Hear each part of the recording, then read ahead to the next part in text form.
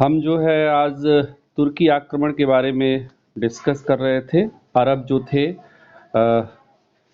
के बाद भारत में जो आक्रमण हुआ वह तुर्कों ने किया और सुबुक्तगिन जो है पहला तुर्की शासक था जिसने भारत पर आक्रमण किया था और जो मुकाबला हुआ था वह हिंदुशाही वंश के शासक जयपाल से हुआ था। और इसके बाद जो है महमूद गजनवी ने भारत पर 17 बार आक्रमण किया था। 1001 में उसका पहला आक्रमण माना जाता है और इस 17 बार जो आक्रमण किया उसका उल्लेख हेनरी इलियट ने किया है। महमूद गजनवी ही पहला शासक था जिसने सुल्तान की उपाधि धारण की थी, तो ये बहुत इम्पोर्टेंट है। और महमूद गजनवी का जो अंतिम आक्रमण और महत्वपूर्ण आक्रमण माना जाता है वह गुजरात में सोमनाथ या सोमेश्वर का मंदिर था और उस समय गुजरात का शासक जो था वह भीम प्रथम था। जो प्रश्न एक पूछा जाता है उसमें कि उसने भारत में एक सेना संगठित की थी और उसकी कमान जो है दो हिंदुओं के दिया था जिसका नाम था तिलक और सेवंद राय। तिलक और सेवंद राय। इसके अलावा जो प्रश्न आपका आता है कि महमूद गजनवी के दरबार में उसके साथ जो आने वाले थे जो विद्वान थे उनमें अल बरूनी और फिरदौसी का नाम बहुत महत्वपूर्ण है। अल बरूनी ने भारत में रह करके भारत में चूंकि वह भारतीय गणित से लेकर के जो है जी भैया पेंशन कब से रुकल बा? यही दिसंबर। नवंबर के मिलल बा। हाँ हाँ हाँ। ठीक ठीक।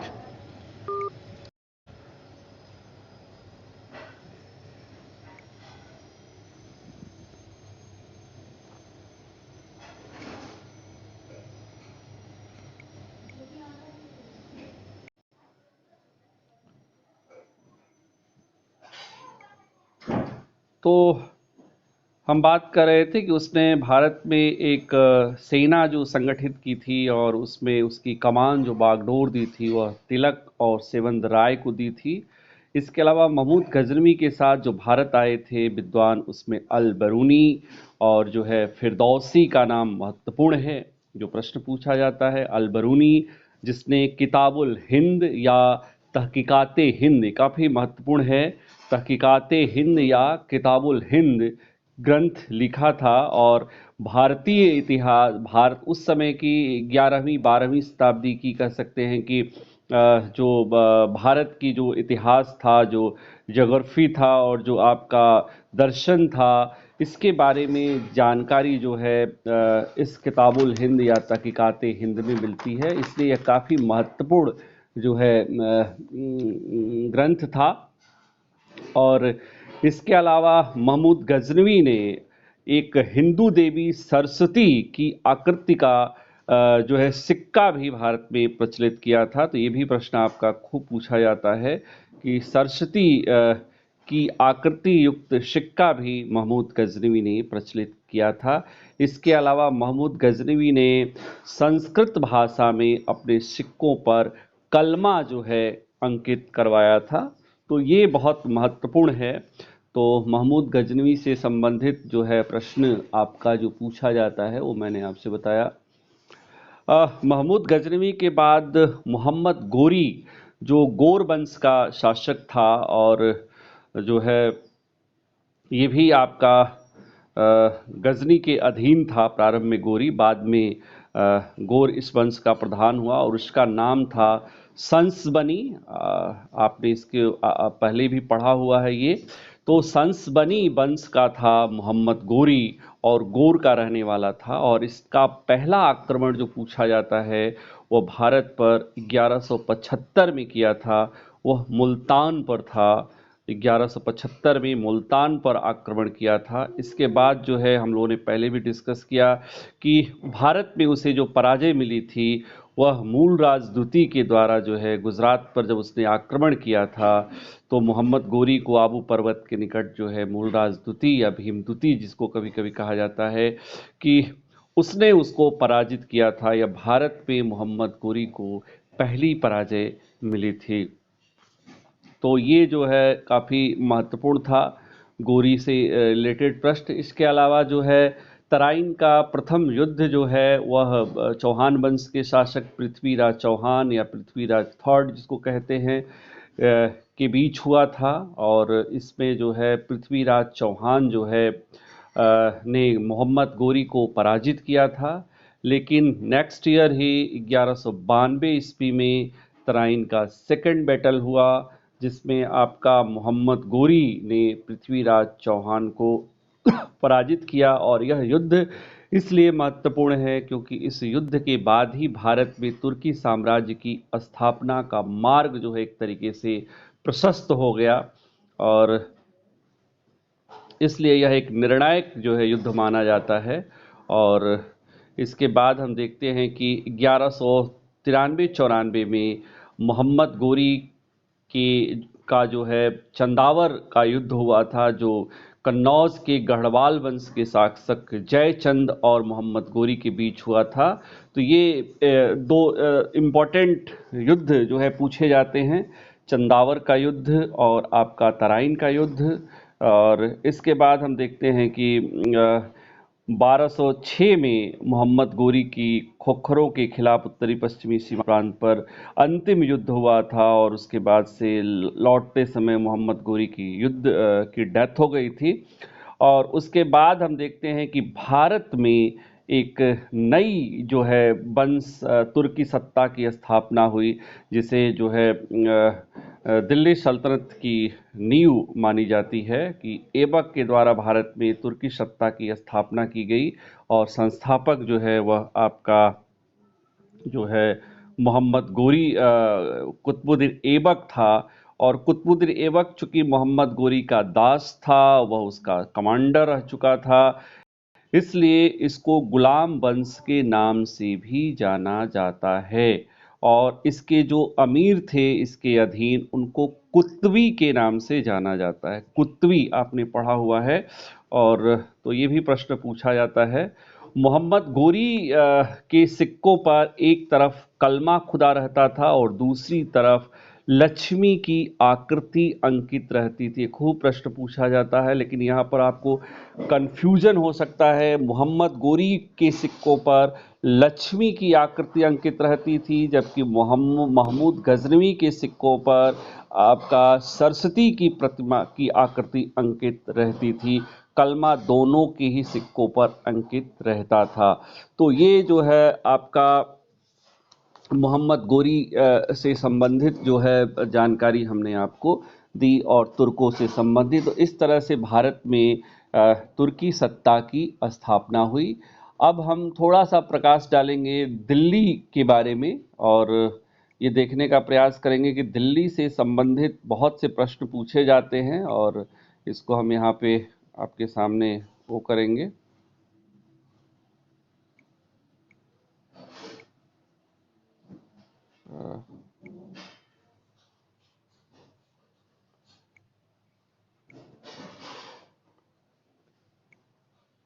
दिख रहा है बेटा आपको?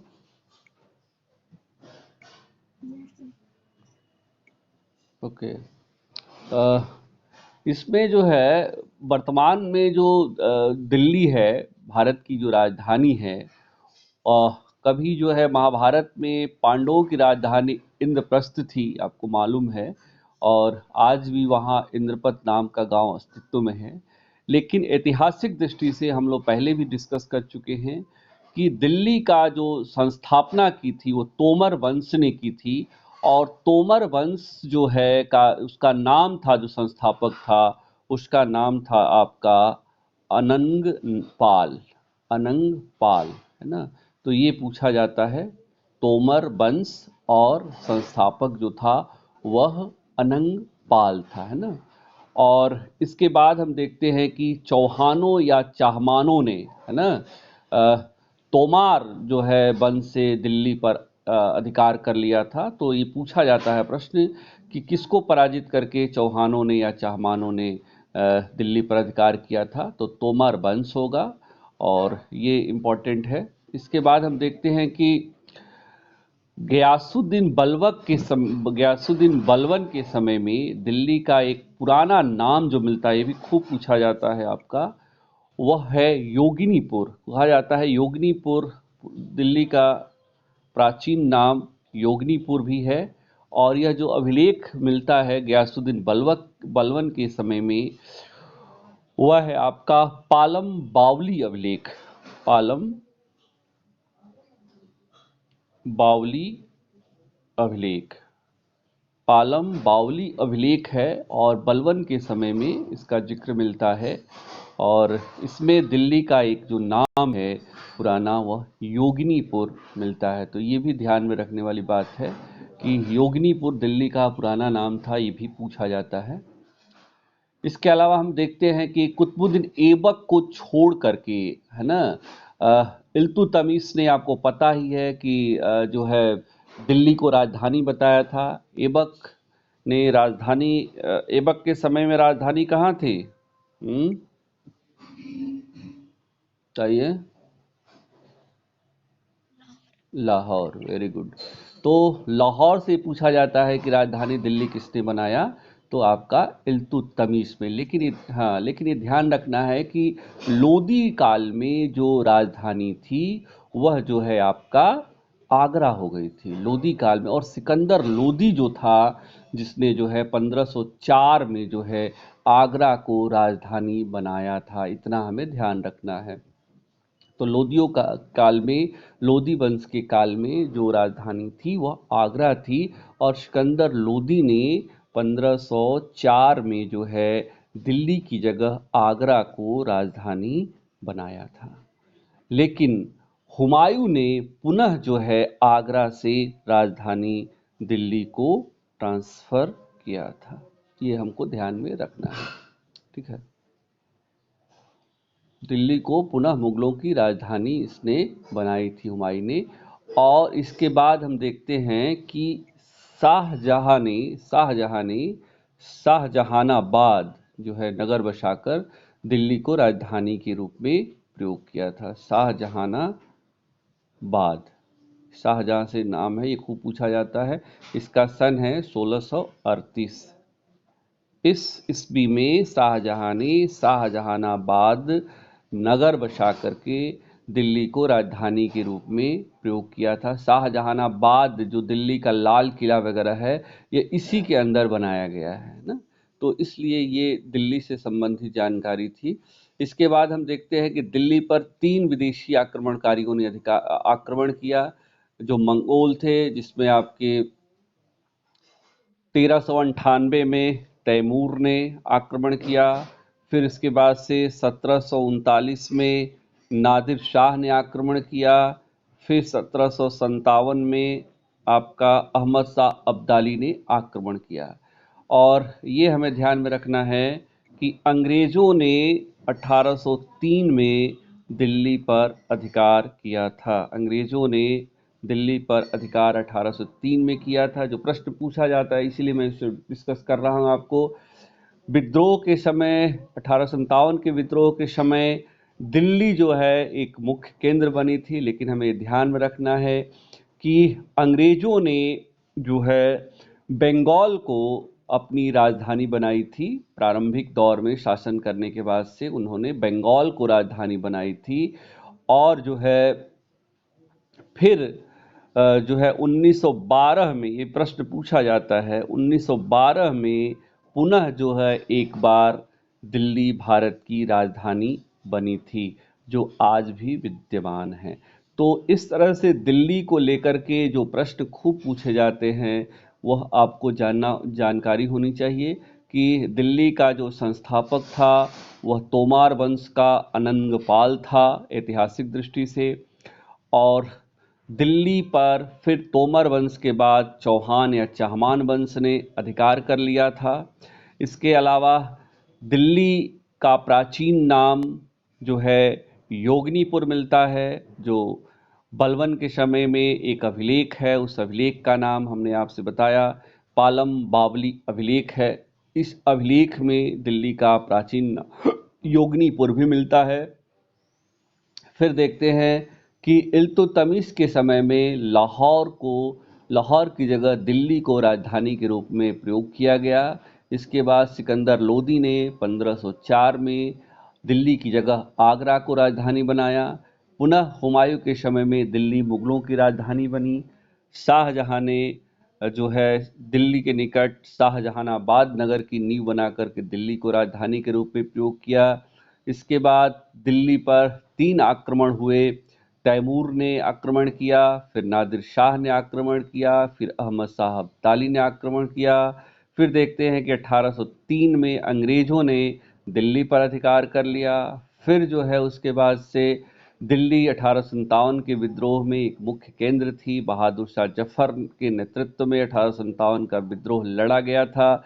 उसके बाद हम देखते हैं कि अंग्रेजों ने बंगाल को राजधानी बनाया और फिर विरोध के बाद 1912 में जो है राजधानी को पुनः बंगाल की जगह दिल्ली ट्रांसफ़र कर दिया गया।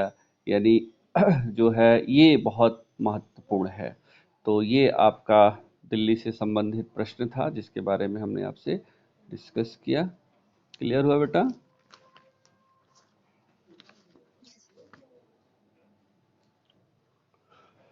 अब आपसे अगर ये पूछा जाए कि किताबुल हिंद की रचना किसने की थी?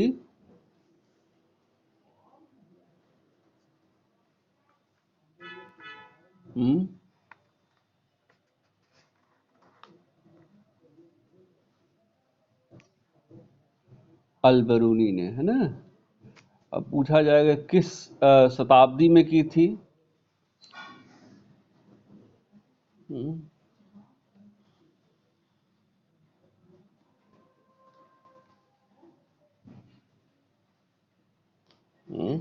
बताओ।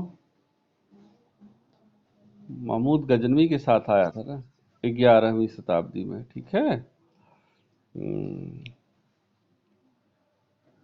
तो ये महत्वपूर्ण था। दिल्ली से संबंधित मैं प्रश्न पूछ ले रहा हूँ। अरब तुर्क तो ये आपको मालूम ही, आपने पढ़ा भी है। तो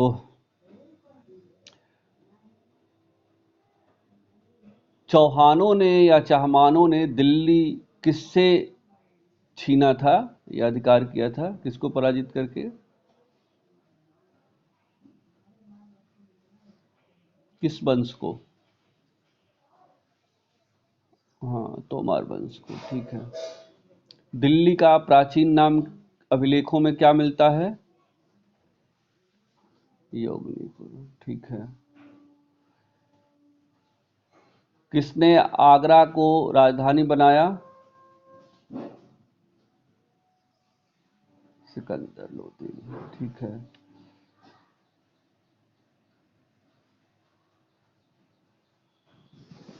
तो ये आपका इससे संबंधित प्रश्न था और आई होप सो कि आपको अच्छे से समझ में आ गया होगा और प्रैक्टिस करिए। अब इसके बाद हम लोग जो चीज़ें आपने पढ़ लिया है उस पे हम लोग डिस्कस करेंगे। पहले एक एक वंश के से संबंधित जो महत्वपूर्ण प्रश्न है। दिल्ली सल्तनत 1206 से लेकर के 1526 तक दिल्ली सल्तनत कहा जाता है और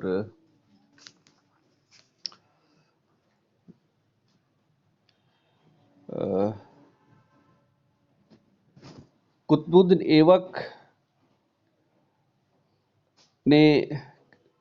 ऐबक जो है के अमीर क्या कहलाते थे?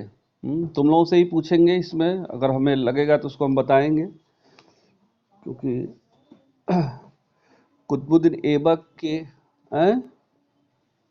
Qutubi, very good. इल्तुतमिश के अमीर शमसी, है ना। और इसी तरह से बलवन के बलवनी, है ना। लेकिन ये ध्यान में रखना है कि ये जो है सभी गुलाम वंश के शासक थे। आदि तुर्क या प्रारंभिक तुर्क इनको कहा जाता है ना। ये सबसे ज़्यादा सर्वाधिक नाम दिया जाता है इनको कि गुलाम वंश नाम की जगह अगर पूछा जाए तो आप आदि तुर्क या प्रारंभिक तुर्क या मामलूक सुल्तान कह सकते हैं, है ना। ये ध्यान में रखने वाला बात है। जो 1206 से 1290 तक का इनका पीरियड है गुलाम वंश का। तो ये प्रारंभिक तुर्क या आदि तुर्क या कह सकते हैं इनको मामलूक, है ना, कह सकते हैं।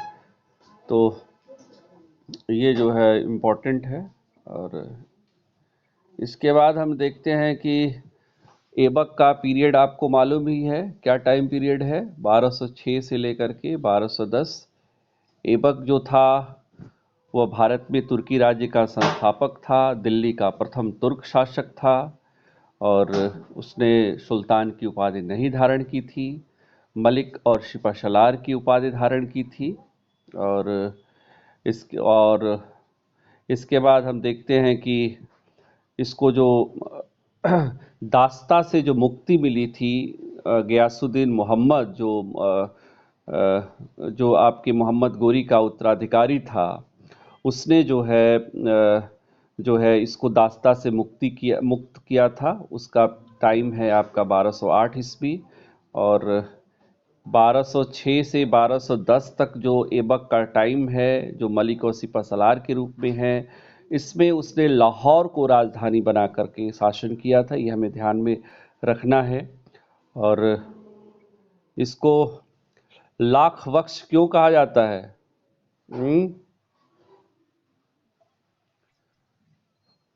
नहीं, लाखों का दान करने वाला।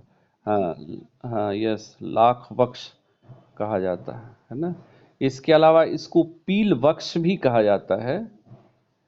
पील वक्ष नहीं, पील वक्ष, पील मतलब हाथी है यहाँ पर, है ना।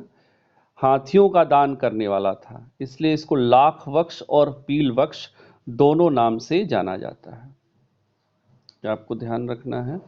इसके अलावा इसके काल में दो महत्वपूर्ण जो इतिहासकार कह लें, विद्वान कह लें, इनको संरक्षण प्राप्त था। एक थे हसन निज़ामी और दूसरे थे फ़क्र ए मुदव्विर।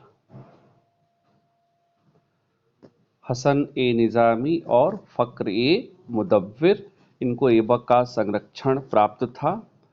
और आपको बहुत पहले से हमने ये बताया हुआ है कि कुतुब मीनार की नींव किसने रखी थी? ऐबक ने रखी थी, ठीक है। दिल्ली में कुतुब मीनार की जो नींव रखी थी वह ऐबक ने रखी थी। और किसकी याद में रखी थी? वह चिश्ती सूफी संत थे ना,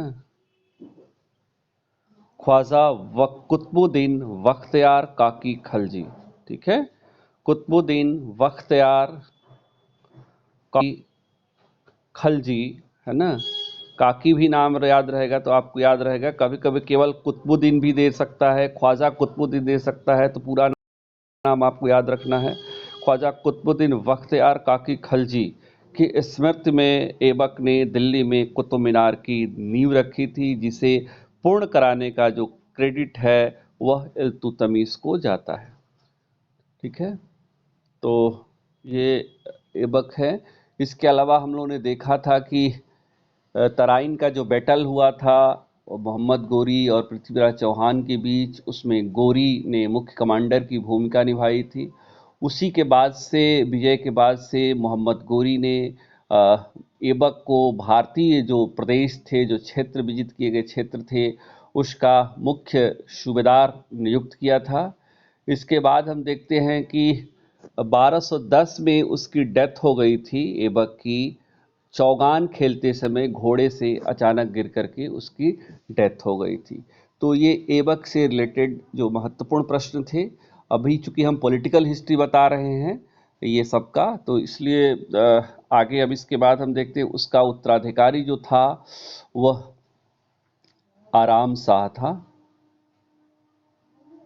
और आराम शाह के बाद जो है शासक बनता है, उसका नाम है इल्तुतमिश।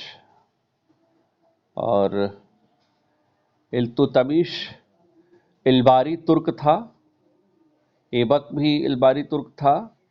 और ये ध्यान में रखने वाली बात है कि इल्बारी तुर्क था, जाति थी इल्बारी तुर्क था। और इल्तुतमिश को ही दिल्ली का वास्तविक संस्थापक माना जाता है, आपने पढ़ा भी है। और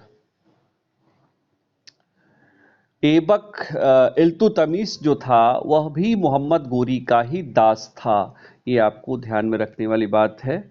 और ऐबक ने उसे अपना सर ए जानदार यानी अंगरक्षकों का प्रधान नियुक्त किया था और उसे जो है कह सकते हैं कि वरन का इक्ता प्रदान किया था इल्तुतमिश को। तो ये भी बहुत महत्वपूर्ण है। और लेकिन बदायूं जो प्रश्न आता है तो कि ऐबक की डेथ के समय इल्तुतमिश कहाँ का इक्तादार था, तो बदायूं आपको ध्यान में रखना है कि बदायूं जो है का इक्तादार था, गवर्नर था वहीं का। और इल्तुतमिश ने सुल्तान के पद को वंशानुगत बनाया था। अभी जैसा कि सविता ने एक दिन पूछा था हमसे, तो यहाँ पर आपको ये ध्यान रखना है कि वंशानुगत पद जो है इल्तुतमिश ने बनाया था। अगर यही नाम आ गया गुलाम वंश तो आप इसको गुलाम वंश का भी नाम दे सकते हैं, ठीक है। इसके अलावा हमें देखते हैं कि ऐबक के पहले ही 1206 में मोहम्मद गोरी ने इल्तुतमिश को दास्ता से मुक्त कर दिया था, ये ध्यान में रखने वाली बात है। इसके बाद हम लोग देखते हैं कि 1229 में बगदाद के अब्बासी खलीफा बिन अहमद के द्वारा इल्तुतमिश को मंसूर प्रदान किया दे गया था, मान्यता प्रदान की गई थी, यानी उसको वैधानिक सुल्तान बनने की मान्यता दी गई थी। तो ये एक बहुत महत्वपूर्ण है। और इसका उल्लेख जो है मिलता है मिनहाज उस सिराज जो है उसकी एक किताब है तबकात ए नाशरी। और ये ध्यान में रखना है कि मिनहाज उस सिराज जो है आपका इल्तुतमिश का इसको संरक्षण प्राप्त था। तो मिनहाज उस सिराज ने तबकात-ए नासिरी में इस बात का जिक्र किया है कि बगदाद के खलीफा बिन अहमद के द्वारा 1229 में इल्तुतमिश को मंसूर प्रदान किया गया था, मान्यता प्रदान की गई थी। और इसमें कहा गया है कि इस्लाम की राजधानी से भेजे गए लाल वस्त्र, आभूषण एवं उपहार को सुल्तान इल्तुतमिश, उसके पुत्रों तथा अमीरों ने स्वीकार किया। तो ये महत्वपूर्ण है इल्तुतमिश से संबंधित। इसके अलावा हम लोग ये देखते हैं कि इल्तुतमिश के समय में ही उज्जैन के महाकाल मंदिर पर आक्रमण किया गया था। और इसके बाद इससे जो महत्वपूर्ण है कि 40 गुलामों का एक दल इल्तुतमिश ने बनाया था, जिसको तुर्कान ए चिहलगानी के नाम से भी जाना जाता है, तुर्कान ए चिहलगानी। तो ये ध्यान में रखना है कि इल्तुतमिश ने इसको बनाया था। इसके बाद इल्तुतमिश के ही समय में हम लोगों ने ये देखा कि जो है मंगोल चंगेज खां के आक्रमण का खतरा उत्पन्न हुआ था और जलालुद्दीन मागबरनी जो ख्वारिज्म का शासक था मध्य एशिया में, वह भाग करके सिंध तक पहुंचा था। और इस मागबरनी ने जो है इल्तुतमिश से शरण मांगी थी और इसके बाद इल्तुतमिश ने मागबरनी को शरण देने से इनकार कर दिया था और उसके दूत आइनुल मुल्क की हत्या कर दी थी। तो ये जो है बहुत महत्वपूर्ण है। और इल्तुतमिश के ही समय में बंगाल पर पूर्ण अधिकार कर लिया गया था। और इल्तुतमिश के ही समय में हम देखते हैं कि सिक्कों पर टकसाल का नाम लिखे जाने की परंपरा प्रारंभ हुई थी और ग्वालियर विजय के बाद ही इल्तुतमिश ने अपनी पुत्री रजिया को अपना उत्तराधिकारी घोषित किया था और जो है अपनी पुत्री रजिया का नाम भी सिक्कों पर जो है अंकित करवाया था। तो ये भी महत्वपूर्ण है। लाहौर के स्थान पर दिल्ली को उसने राजधानी बनाया था। इक्ता प्रथा की शुरुआत भारत में जो है इल्तुतमिश ने किया था, और पहला तुर्क शासक था जिसने शुद्ध अरबी सिक्के चलाए थे। चांदी का टंका और तांबे का जीतल उसी ने प्रारंभ किया था। चांदी का टंका 175 ग्रेन के बराबर था। और जो इक्ता व्यवस्था उसने प्रारंभ की थी उसका उद्देश्य था भारत में सामंतवादी प्रथा को समाप्त करना और साम्राज्य के जो दूरवर्ती इलाके थे, जो रिमोट सेंसिंग जो एरियाज थे, उनको सीधे केंद्र से जोड़ने के एक साधन के रूप में इक्ता प्रथा की शुरुआत की थी। और निज़ामुद्दीन जुनैदी, ये पूछा जाता है, जो आपने शायद नहीं पढ़ा होगा, निज़ामुद्दीन जुनैदी उसके समय का वज़ीर था, रज़िया के समय का भी वज़ीर था, तो ये बहुत इम्पोर्टेंट है। और बाकी हम लोगों ने देखा कि इल्तुतमिश ने ही जो है कुतुबुद्दीन ऐबक के द्वारा निर्मित कुतुब मीनार के निर्माण कार्य को पूर्णता प्रदान की थी। दिल्ली में नासिरुद्दीन महमूद का मकबरा जो है इल्तुतमिश ने करवाया था, और इसलिए इल्तुतमिश को मकबरा शैली का जन्मदाता भी कहा जाता है। और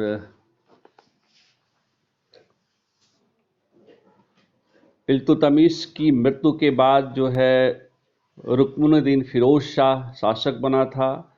रुकनुद्दीन फिरोज शाह जो है के समय में उसकी माँ शाह तुर्कान, आपने पढ़ा ही है, अति महत्वाकांक्षी निर्दयी महिला थी, लेकिन अत्यंत दानी भी थी। तो ये प्रश्न पूछा जाता है कि शाह तुर्कान किसकी माँ थी और उसको क्रूर निर्दयी महिला किसको कहा जाता है। तो ये महत्वपूर्ण था आपके इल्तुतमिश से संबंधित प्रश्न। अब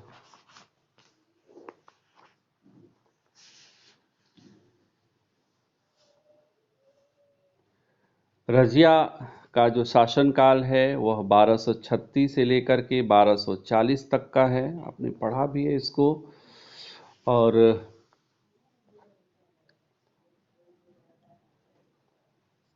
रज़िया ने जो है देखते हैं कि रज़िया ने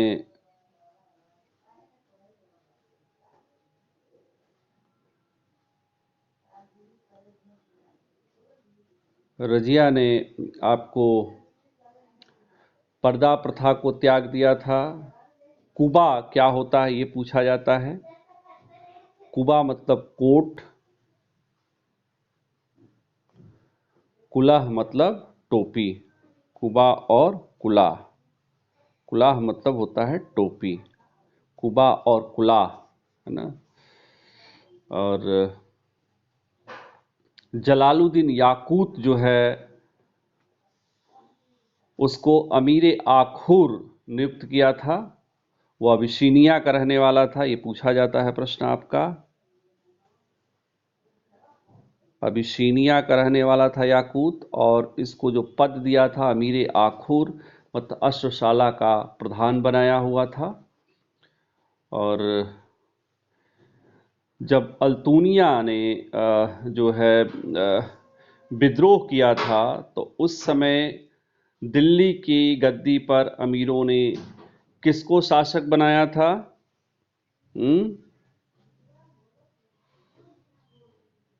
बताइए। हैं?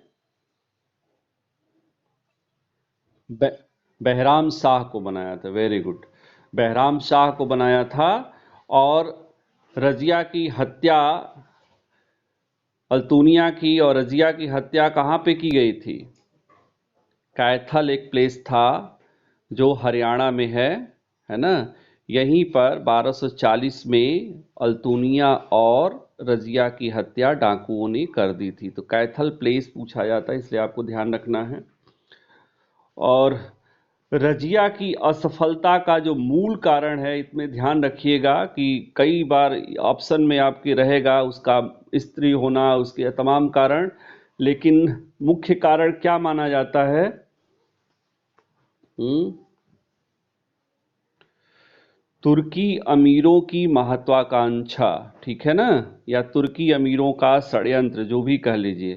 तुर्की अमीरों के ही कारण रजिया असफल हुई थी, ये जान लीजिएगा, मुख्य कारण में यही आता है। ऑप्शन में ऐसी गलती मत करिएगा, है ना। तो ये महत्वपूर्ण है। और किसके शासनकाल में नायबे मामलिकात का पद जो है सृजित किया गया, क्रिएट किया गया था, नया पद? हम्म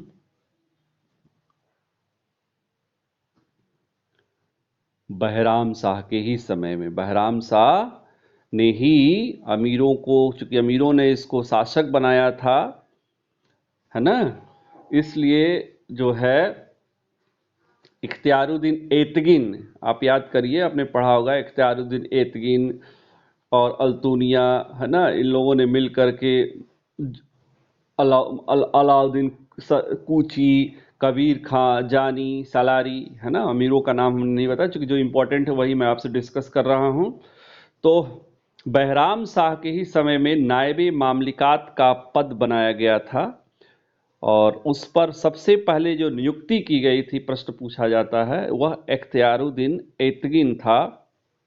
इख्तियारुद्दीन एतगिन, नायबे मामलिकात के पद पर इसकी नियुक्ति की गई थी, ये आपको ध्यान में रखना है।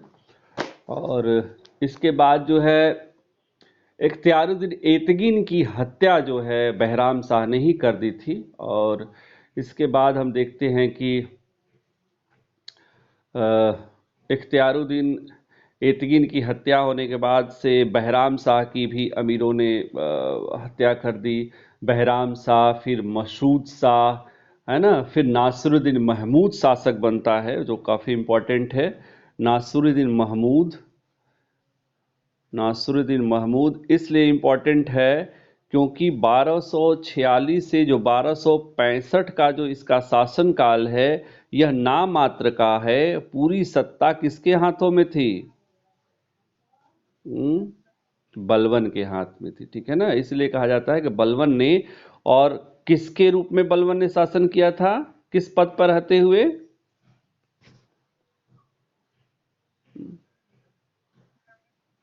हाँ, नायबे मामलिकात के रूप में, है ना। तो ये बहुत इंपॉर्टेंट है, इतना ध्यान रखना है आपको। और ये जो प्रश्न एक पूछा जाता है कि मिन्हाज उस सिराज, अभी हमने आपको बताया था, किस ग्रंथ की रचना की थी? हाँ? मिन्हाज उस सिराज ने किस ग्रंथ की रचना की थी? तबकात ए नासिरी, ठीक है, गुड, तबकात ए नासिरी। और यह तबकात ए नासिरी इसने नासरुद्दीन महमूद को ही भेंट की थी। ये पूछा जाता है कि किसको समर्पित किया था मिन्हाज उस सिराज ने। तो तबकात ए नासिरी जो है, मिन्हाज उस सिराज ने नासिरुद्दीन महमूद को ही जो है भेंट किया था। और नासिरुद्दीन महमूद के ही शासनकाल में मिन्हाज उस सिराज जो है मुख्य काजी के पद पर काम कर रहा था। तो ये आपको बहुत इम्पोर्टेंट है। और नासिरुद्दीन महमूद ने जो है बलबन को कौन सी उपाधि प्रदान की थी? उल्गू खां, है ना, उल्गू खां की उपाधि प्रदान की गई थी नासिरुद्दीन महमूद के द्वारा, है ना। ये ध्यान में रखने वाली बात है। नायबे मामलिकात का जो पद है वह मात्र 1 वर्ष के लिए बलबन से जो है छीन लिया गया था नासिरुद्दीन महमूद के द्वारा, और वह प्रदान किया गया था इमादुद्दीन रेहान। ध्यान में रखना है, इमादुद्दीन रेहान। ये जो प्रश्न पूछा जाता है वही मैं बता रहा हूँ आपको। इमादुद्दीन रेहान को मात्र 1 वर्ष के लिए 1252 से 53 बलबन को हटा करके उसके खिलाफ षड्यंत्र किया गया था, और जिसके कारण बलबन की जगह इमादुद्दीन रेहान को जो है, यह भारतीय मुसलमान थे, और इनको नायबे मामलिकात का पद प्रदान किया गया था। लेकिन पुनः जो है 1 वर्ष के बाद बलवन को जो है यह पद आवंटित कर दिया गया। इसके बाद हम देखते हैं कि नासिरुद्दीन महमूद की डेथ होने के बाद बलवन ने स्वयं को सुल्तान घोषित कर लिया था। इसके बाद बलवन शासक बनता है और इसका टाइम पीरियड है 1265 से लेकर के 1287, है ना। यह भी इल्बारी तुर्क था, है ना, और यह इल्तुतमिश का दास था, ध्यान में रखने वाली बात है, और तुर्कानी चहलगानी का मेंबर भी रह चुका था, और रक्त और लौह की नीति में विश्वास करता था। और इसके राजत्व सिद्धांत की जानकारी किसके द्वारा मिलती है, कहाँ से मिलती है? बोलिए।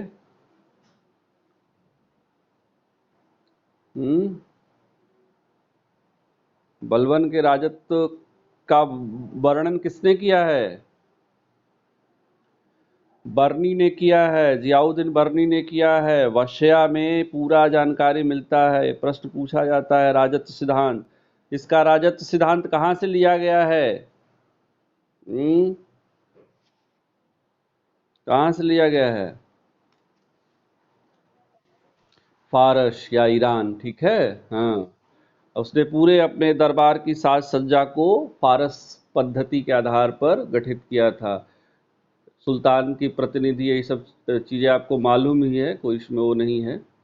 और इसके शासनकाल में आपको हमें बता दें कि ख्वाजा एक पद नियुक्त किया गया था। ख्वाजा वजीर से के अधिकार को इसने जो है महत्व को कम कर दिया था, क्योंकि इसके पहले वजीर ही मीर बख्शी का भी काम करता था, है ना, तो ये ध्यान में रखना है।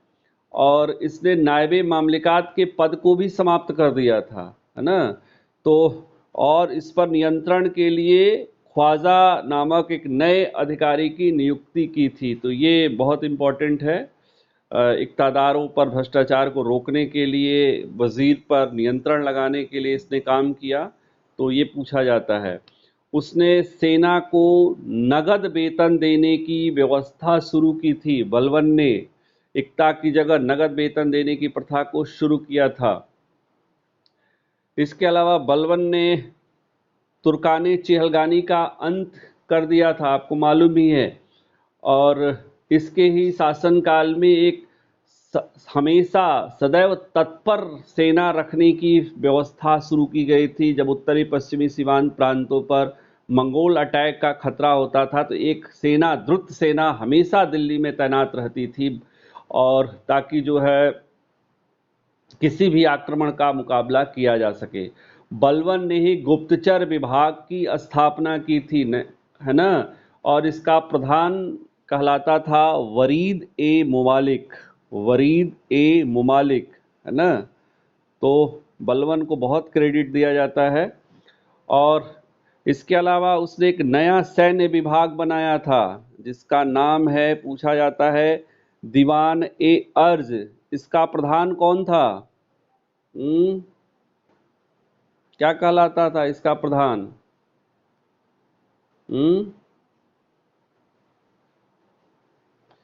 आरिज ए ममालिक। दीवाने अर्ज एक सैन्य विभाग था, और इसका जो चीफ था वह आरिज ए ममालिक कहलाता था।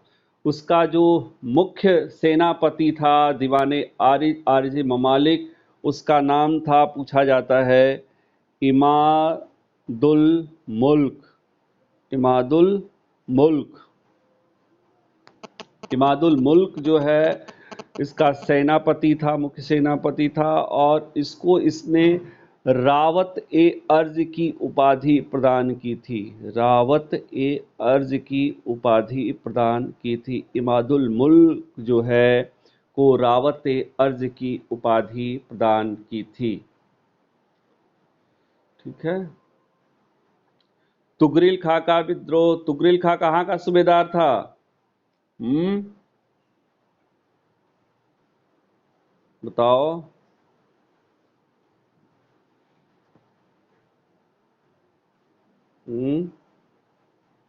तुगरिल खां का विद्रोह जो था काफी इम्पोर्टेंट है।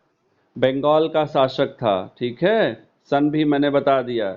बलवन का ही गुलाम था और पहले गुलाम का विद्रोह माना जाता है ये तुगरिल खां का, इसलिए इम्पोर्टेंट है। और इसने जो है मुगीसुद्दीन की उपाधि धारण की थी। मुगीसुद्दीन पूछा जाता है, मुगीसुद्दीन की उपाधि किसने धारण की थी? तो तुगरिल खां ने। और जो है ये बहुत इम्पोर्टेंट है। तो इसके अलावा आपको मालूम ही है कि सिजदा, पायबोश और नौरोज फेस्टिवल किसने प्रारंभ किया? बलवन ने, ठीक है। तो बलवन ने ही सबसे पहले मंगोली आक्रमण से निपटने के लिए उत्तरी पश्चिमी सीमावर्ती प्रांत की एक सुरक्षा के लिए एक दुर्ग श्रृंखला का निर्माण कराया था। शाहजादा मोहम्मद और बुगरा खां को वहां की कमान दी थी। और किसकी डेथ हो गई थी मंगोलों से मुकाबला करते समय उत्तरी पश्चिमी सीमा प्रांत पर, और जिसकी याद में बलवन खूब रोता था? हम्म, हाँ, बेटे का नाम क्या था? अभी मैंने बताया आपको। हम्म, शाहजादा मोहम्मद, है ना। और ये ध्यान रखने वाली बात है कि अमीर हसन, है ना, ने जो है, और अमीर खुसरो तूतिए हिंद किसको कहा जाता है? अं? तूतिए हिंद अमीर खुसरो को ही कहा जाता है ना। तो ये जो है महत्वपूर्ण है। और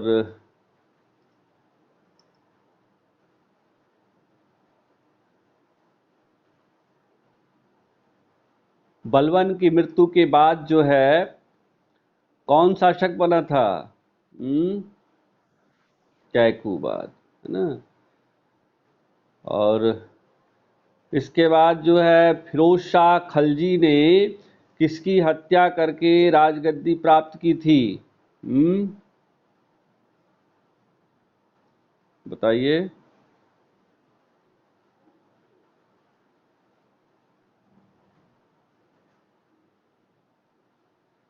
चलिए हम लोग इसको आगे पढ़ेंगे। फिलहाल ये जो है आपको ध्यान में रखनी है बात है कि जो है बलवन से संबंधित जो प्रश्न हैं और जो पूछा जाता है वह हमने आपसे डिस्कस किया। अब हम एक बार आपसे जो प्रश्न पूछ सकते हैं, देखते हैं आप कहाँ तक आपने ग्रहण किया है। गुलाम वंश को दूसरे किस नाम से जाना जाता है? हम्म, हैं?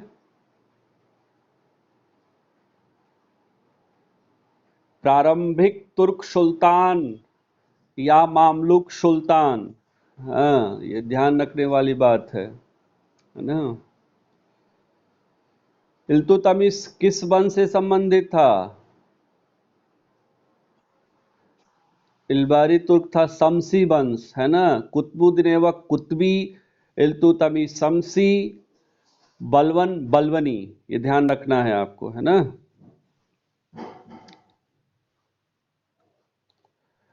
हसन निजामी और फक्रे मुदब्बिर किसके काल में संरक्षण प्राप्त किए थे? ऐबक, ठीक है। ऐबक को दासता से मुक्ति कब मिली थी? किस सन में मिली थी? 1208 में मिली थी। 1206 में इल्तुतमिश को मिली थी, ध्यान में रखने वाली बात है। ऐबक किसका दास था? इल्तुतमिश किसका दास था? मोहम्मद गोरी। बलवन किसका दास था? हाँ, यस। कुतुब मीनार की नींव किसकी याद में रखी गई थी? किस सूफी संत की याद में? हाँ, खिलजी। लेकिन अंतिम रूप से पूर्ण किसने किया? इल्तुतमिश ने, वेरी गुड। ऐबक का उत्तराधिकारी कौन था?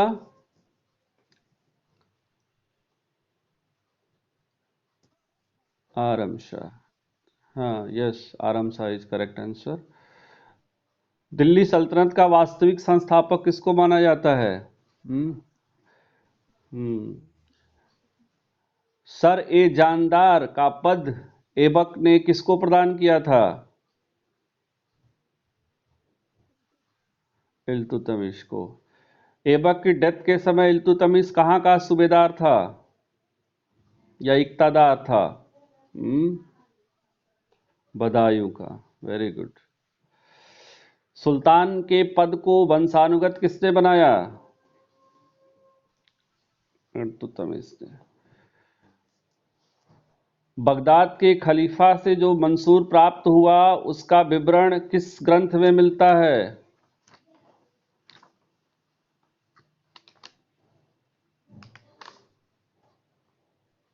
हम्म तबकाते नासरी किसने लिखी थी ये? हाँ, मिनहाजुस सिराज ने। गुड। बंगाल पर पूर्ण अधिकार किसके शासनकाल में किया गया? हम्म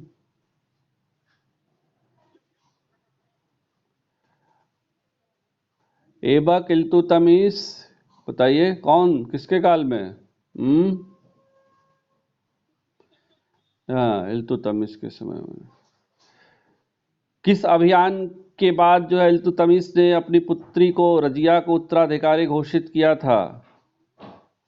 हम्म ग्वालियर। यस। हाँ।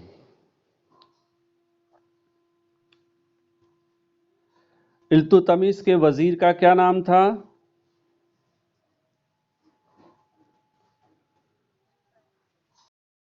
हाँ, निजामुद्दीन जुनैदी। ये बहुत इंपॉर्टेंट है, इसलिए मैंने इसको पूछा क्योंकि ये रजिया के समय में भी था और बलबन के समय में भी था। और नासिरुद्दीन महमूद का मकबरा किसने बनवाया था?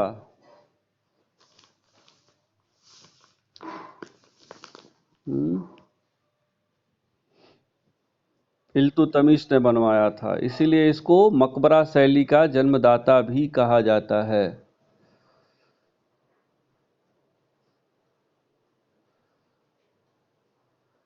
किसको क्रूर निरंकुश तानाशाह संरक्षिका कहा जाता है?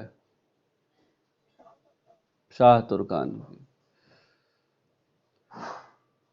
रजिया ने किसको बंदी बनाकर जनता के सहयोग से सत्ता प्राप्त की थी? हम्म, शाह तुर्कान को ही। ठीक है। हम्म, याकूत कहाँ का रहने वाला था? जलालुद्दीन याकूत अबिसिनिया का रहने वाला था। इसको रजिया ने अपने अस्साला का प्रधान यानी अमीर आखूर नियुक्त किया था।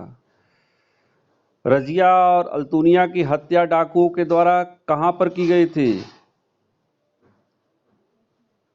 कैथल। कैथल किस स्टेट में है? हरियाणा में है। ठीक है। रजिया को जब गिरफ्तार किया गया था दिल्ली का शासक किसको बनाया गया था? बहराम शाह को। किसने नायबे मामलिकात का पद सृजित किया?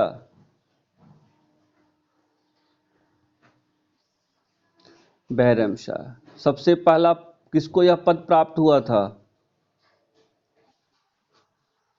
Okay, very good.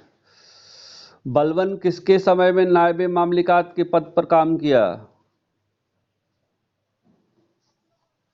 Nasiruddin Mahmood. Nasiruddin Mahmood के समय में मुख्य काजी के पद पर कौन था?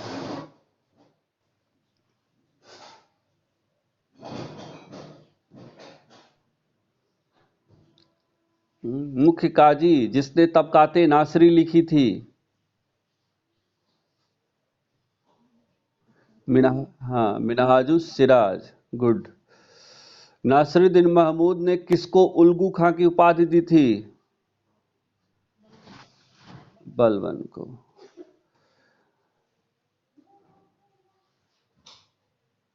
नासिरुद्दीन महमूद ने बलवन को हटाकर 1 वर्ष के लिए किसको नायब मामलिकात पद पर नियुक्त किया? हाँ, यस।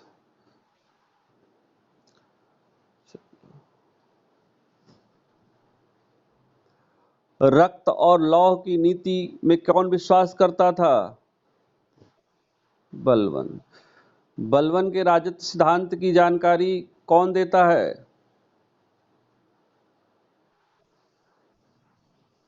हाँ, वर्नी, वर्नी ध्यान रखिएगा, है ना। राजत्व सिद्धांत कहाँ से लिया गया है? हाँ, ईरान, फारस। इसमें बलवन जो है किस ग्रंथ में अपने आप को फारस के जो है अफरासियाब वंशज से संबंधित मानता है? आपको नहीं मालूम होगा, मैं बता दे रहा हूँ, बताया था फिरदौसी के शाहनामा, है ना। फिरदौसी के शाहनामा में बलवन अपने आप को फारस के अफरासियाब वंशज से संबंधित मानता है, ठीक है। इक्ता की जगह नगद वेतन देने की प्रथा का प्रचलन किसने किया? बलवन ने। चालीसा तुर्काने चहलगानी के पद को किसने समाप्त किया? गुप्तचर विभाग का गठन किसने किया? गुप्तचर विभाग का प्रधान कौन कहलाता था? क्या क्या होता था? वरीद ए ममालिक, है ना। वरीद भी नाम याद रखना काफी है, वरीद। इक्तादारों पर और जो है भ्रष्टाचार को रोकने के लिए किस अधिकारी की नियुक्ति की थी? ख्वाजा, गुड। दीवाने अर्ज विभाग का गठन किसने किया? इस इसका प्रधान कौन था?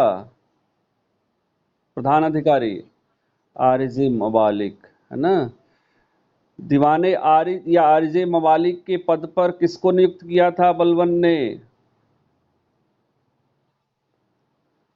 हाँ, इमादुल मुल्क। रावते अर्ज की उपाधि भी इसको प्रदान की थी, ठीक है। और बंगाल के सूबेदार तुगरिल खां ने जो पहला गुलाम सरदार था विद्रोह किया था, किस सन में किया था? हम्म। और कौन सी उपाधि धारण की थी? हम्म। तुगरिल ने कौन सी उपाधि धारण की थी? मुगिसुद्दीन की उपाधि धारण की थी, ठीक है। एक त्वरित सेना का गठन किसने किया था? द्रुत सेना या त्वरित सेना? हम्म, बलवन ने किया था, है ना, उत्तरी पश्चिमी सीमांत प्रांतों की रक्षा के लिए। इसके बाद हमें देखते हैं कि तूतीय हिंद किसको कहा जाता है? अमीर खुसरो को, ठीक है। अमीर खुसरो ये बलवन का उत्तराधिकारी कौन था? कैकूबाद। चलिए, गुड। अच्छा लग रहा है तुम लोगों को, हैं? हाँ। चलिए, अब इसके बाद हम लोग खलजी वंश कल डिस्कस कर लेंगे। ओके।